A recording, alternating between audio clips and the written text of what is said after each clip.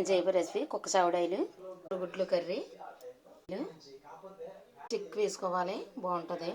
పసుపు వేసుకుని గుడ్లు వేపేసుకుందాం. ఎండిచేప ముక్కలు కూడా వేసుకుని వేపేసుకుందాం.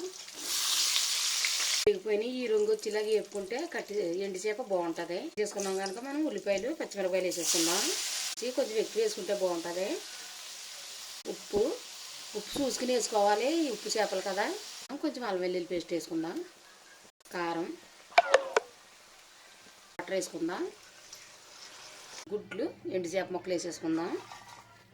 పెద్ద వాటర్ ఎక్కువ వేసుకోక్కర్లేదు. కరివేపాకు, మనం మసాలా పొడి వేద్దాం. కూర అయిపోయింది. ఇప్పుడు స్టవ్ ఆపేద్దాం. గుడ్లు కుక్క చావడాయిల కూర రెడీ అయిపోయింది. ఇలా మీరు కూడా ట్రై చేయండి. ఈ వీడియో కనుక మీకు నచ్చినట్లయితే